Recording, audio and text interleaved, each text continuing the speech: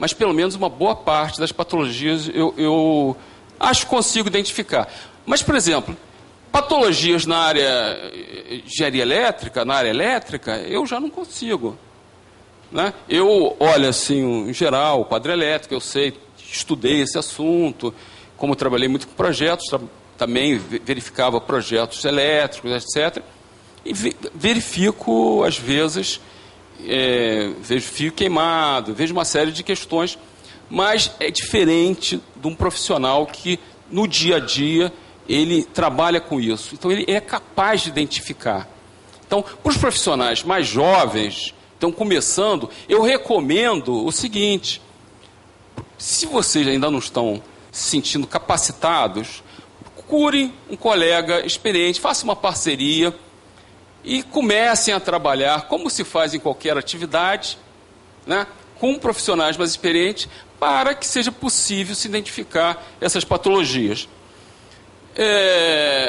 Os sistemas construtivos, que eu entendo que devem ser vistoriados, estão aqui no quadro. A parte estrutural, o sistema de vedação, revestimentos, esquadrias, impermeabilização, instalação hidráulica, sistemas de aquecimento, instalações elétricas, a parte de para-raios, né, SPDA, proteção contra descargas atmosféricas. Né? Se eu for só sob o ponto de vista estrutural, realmente pegar uma edificação de porte razoável, né, e for procurar numa edificação de 30, 40 anos, fazer uma análise estrutural, eu vou cobrar R$200 mil, porque eu vou precisar tirar testemunhos, eu vou precisar olhar a fundação, eu vou precisar fazer poços para isso. E tem uma série de... Eu vou precisar utilizar laboratórios, né? Então, é um trabalho que tem um custo elevado. Isso, pergunto aqui aos colegas, seria possível? Aí essa lei não ia pegar mesmo. Né? O que nós estamos procurando é o seguinte: chegar aqui, vamos identificar 80% a 90% dos problemas que tem essas edificações. Algumas questões podem passar. Né? E eu queria mostrar que, em algumas vezes, elas podem passar até para pessoas mais experientes. Aí eu estou só mostrando alguns tipos de patologia na área de estrutura, como, por exemplo, despassivação da armadura, quer dizer, oxidação da armadura. Por exemplo, estou mostrando ali o caso que é razoavelmente comum de você ter uma edificação com uma grande esquadria. Essa esquadria colocaram um contramarco de aço, né, e o marco de alumínio, e não tinha um bom encaixe.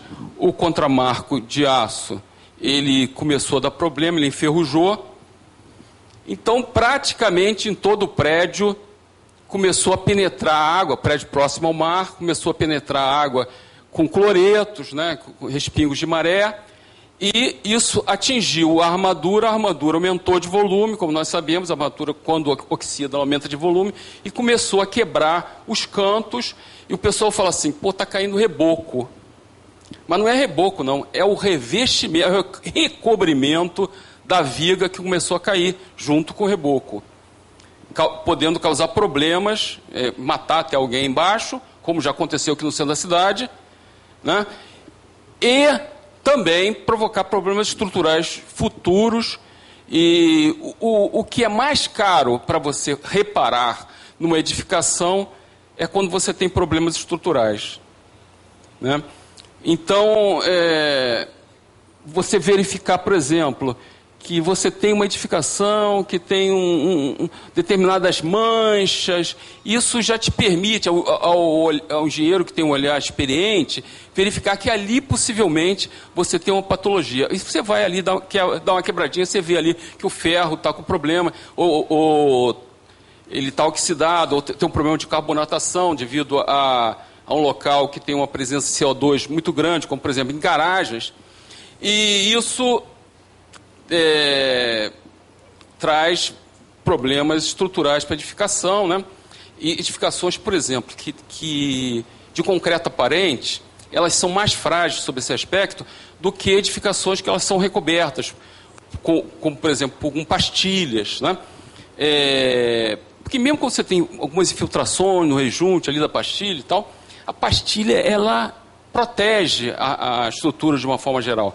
Concreto aparente, o problema já é maior. Então, nós vemos problemas de patologias por envelhecimento nas estruturas mais antigas, que são recobertas, mas nas estruturas com concreto aparente, mais cedo, às vezes com 20 anos, 20 e poucos anos, você já começa a ver problemas na estrutura. Aqui é um exemplo de uma laje dupla. Aqui uma estrutura em São Paulo, num edifício em São Paulo, que havia duas lajes, tá? A laje de baixo, que é essa daí, ela estava ligada à laje de cima por tirantes. Quem olhava por baixo não conseguia ver. E na cobertura, isso não era na cobertura, a água começou a entrar, começou a atingir o tirante. A gente sabe que corrosão sob tensão acelera, né? É acelerada, e acabou rompendo os fios, os tirantes, né, que suportavam essa laje inferior. Eles se romperam e a estrutura, essa laje de baixo caiu em cima caiu, foi a ruína. Aí nós podemos ver depois que aconteceu o acidente. Quer dizer, nem tudo é possível às vezes ver, né? E esse caso aí foi um caso que o engenheiro depois tinha até feito uma vistoria no local e tal, e não tinha conseguido observar esse tipo de coisa. Às vezes é difícil você observar determinadas coisas, né? Bom, o caso do edifício Areia Branca, lá em Pernambuco, esse edifício, olha só, ele estava pronto há pouco tempo e ele desabou. A causa do desabamento é o seguinte: entre a fundação e o primeiro nível do prédio, nível das cintas, né, você tinha tocos de pilar que estavam mal concretados.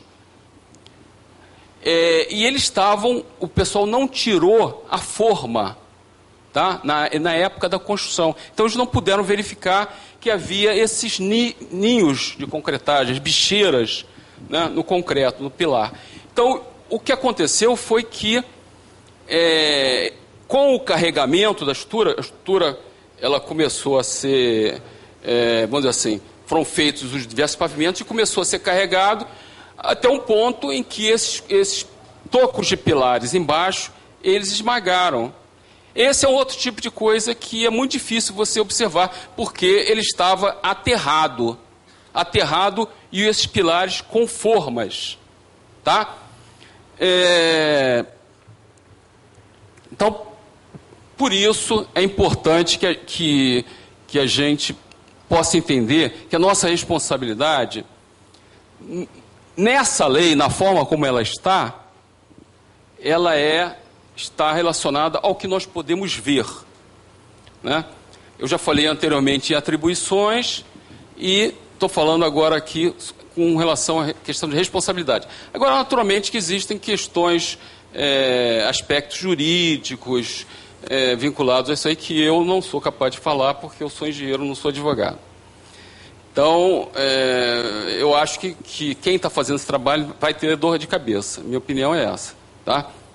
Nós vamos ter dor de cabeça. Nós, profissionais que estamos fazendo trabalhos de autovistoria, vamos ter dor de cabeça, porque problemas certamente vão acontecer e sempre tem lá algumas pessoas que vão achar que a culpa é nossa, que nós não fizemos o nosso trabalho direitinho e nós vamos sofrer com isso. Eu acho que isso é um preço que nós temos que pagar. Quem não assume a responsabilidade pelo que faz, é melhor não sair de casa, né? Então, nós queremos fazer esse trabalho que nós achamos que nós estamos promovendo um avanço na segurança das pessoas e na própria organização do país. E nós entendemos que a engenharia e a arquitetura têm possibilidade de assumir esse papel. Então, muito obrigado a todos. Estamos disponíveis para perguntas. Pois não.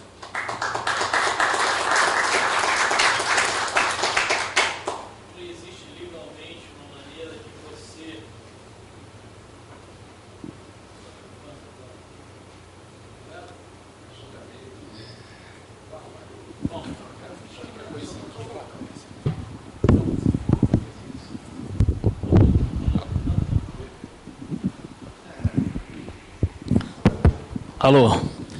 Então, o que eu pergunto é o seguinte, não existe... Pode ser seu nome?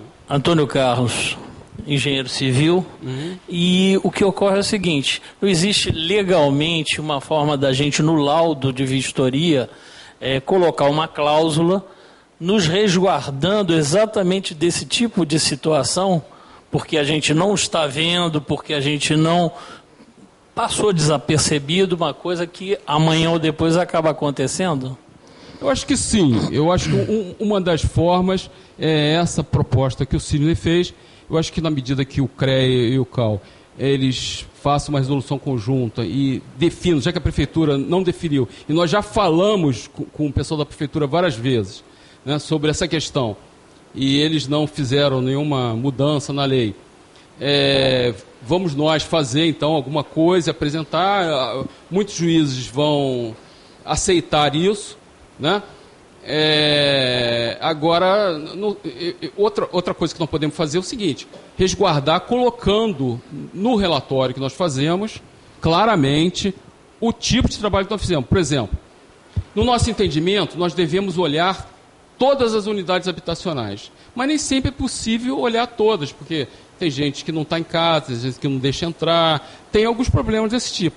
Então, colocar que a vistoria é visual, né, que os apartamentos que foram vistoriados e os apartamentos que não foram vistoriados, né, e pedir o de acordo e o conhecimento do síndico. Eu acho que isso é que nós podemos fazer. Agora, se isso vai permitir que no futuro... numa ação judicial, um juiz aceite ou não, eu não sei. Eu acho que vai ser polêmico isso aí. Mas já não vai nos proteger, de uma certa forma.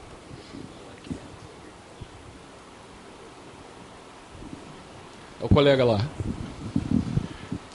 Eu pediria, então, para o Sidney e o Lapa voltarem para a mesa para a gente iniciar esses debates aqui.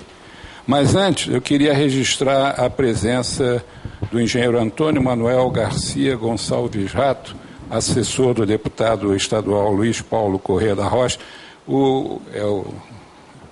Ele parece que não está autorizado a falar, né? E o deputado está em plenária, mas de qualquer maneira a gente agradece o comparecimento. Muito obrigado. Gostaria também que um dos promotores do evento, que é a DUR, a Divisão de Urbanismo do Rio, representada aqui pelo Milton, aqui do Clube de Engenharia, falasse alguma coisa.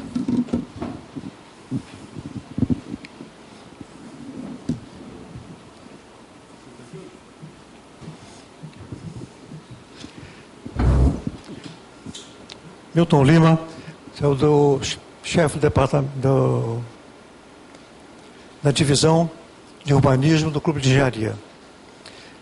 Eu queria, inicialmente,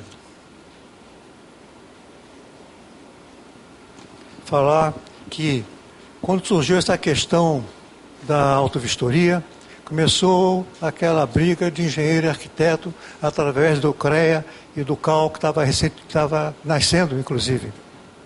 E daquela briga foi indo, e agora estão surgindo coisas salvadoras que são inadmissíveis ser aceitas. Que era o caso, por exemplo, a pessoa quando vai ao médico, está doente, vai ao médico, ele vai tá do coração, ele vai no coração.